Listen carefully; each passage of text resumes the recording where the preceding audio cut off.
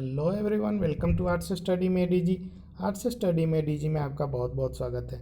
As you know that we have started history series of class 6 and this is our third lecture of chapter second, that is on the trail of the earliest people.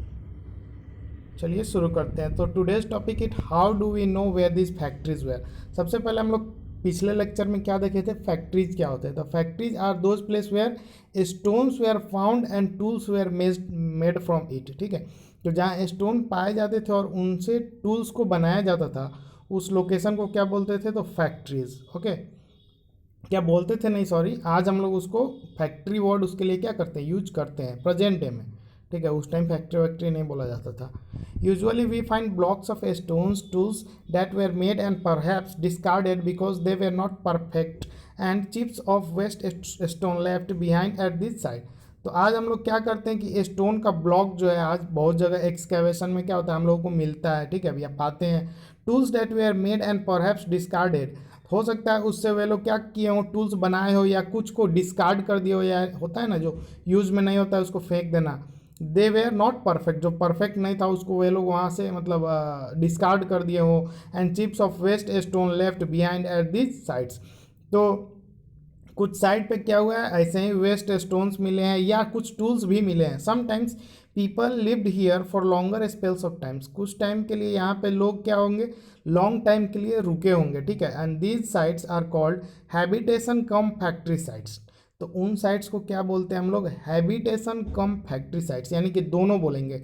ठीक है, कम जहाँ पे लगता है वहाँ पे दोनों को एक साथ बोला जाता है। ठीक है, हैबिटेशन इन द सेंस कि वहाँ पे वे लोग रुके होंगे। ठीक है, उन लोगों का निवास स्थान होगा। और फैक्ट्री इन द सेंस कि वहाँ पे वे लोग क्या किए होंगे, स्टोन मिलता होगा और उन स्टोन से वे लोग क्या करते होंगे, टूल्स बनाते होंगे। ठीक है, तो अभी हम लोग इस मैप में देखेंगे एक सबसे पहले इम्पोर्टेंट लोकेशन ये है कुरनूल केव्स। ठीक है, ये कुरनूल केव्स काफ़ी इंपॉर्टेंट है। ठीक है, इसको ध्यान में रखना है। हुंसगी केव, हुंसगी, ठीक है, यहाँ पे ध्यान में रखना है। भीमबेटका को मैप में ध्यान में रखना है। और यहीं पे ये नर्मदा रिवर है। ठीक है, नर्मदा रिवर। तो आज के लेक्चर में इनको ध्यान में रखना है। Okay, moving forward, sites. अब साइट क्या होता है, अभी हम लोग देखे थे हैबिटेशन का फैक्ट्री साइट्स। तो आखिर ये साइट्स होता क्या है। ठीक है, तो sites are places where the remains of things were found. और कौन कौन से थिंग्स, तो टूल्स, पॉट्स या बिल्डिंग्स एक्सेट्रा। तो साइट्स उन लोकेशंस या उन प्लेसेस को बोला जाता है जहाँ पे रिमेन्स ऑफ थिंग्स, यानी कि जैसे थिंग्स में क्या है, तो टूल्स हो गए, पॉट्स हो गए, बिल्डिंग्स हो गए, तो उनका रिमेन मतलब उनका अवशेष जो है बचा हुआ हमको क्या होता है, मिलता है। ठीक है, these were made use and left behind by people. तो ये जो टूल्स हैं या ये जो रिमेन्स हैं, ठीक है, तो वे लोगों के द्वारा क्या किया गया होगा, अर्लीस्ट पीपल जो थे उनके द्वारा बनाया गया होगा, यूज किया गया होगा, और बाद में उन्हीं लोगों का क्या हुआ होगा, बचा हुआ है, जो हम लोगों तक आज तक आया है। ठीक है, पास होकर के मतलब दीज में be found on the surface of the earth. ये कहाँ पाया जा सकता है, ये रिमेन्स जो है हो सकता है सरफेस के ऊपर ही मिल जाए, कुछ जो है ब्यूरिड अंडर द अर्थ, यानी कि अर्थ के अंदर गड़ा हुआ मिल जाए। ठीक है, खुदाई करने पे मिले। और समटाइम्स इवन अंडर वाटर, और कुछ रिमेन्स जो है पानी के अंदर भी मिलता है। ठीक है, Bhimbetka in present day Madhya Pradesh. Bhimbetka हम लोग देखे थे, कहाँ है एक बार और देख लीजिए, ये है भीमबेटका। ठीक है, तो ये प्रेजेंट डे मध्य प्रदेश है। ये क्या है, एक इंपॉर्टेंट साइट है, यहाँ से काफ़ी कुछ मिला है।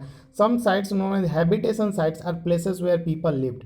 कुछ साइट जिनको क्या बोला जाता है, हैबिटेशन साइट। अब हैबिटेशन साइट क्यों बोला जाता है, क्योंकि वहाँ पे क्या होगा, लोग रुकते होंगे, मतलब रहते होंगे। ठीक है, this include caves and rock shelters.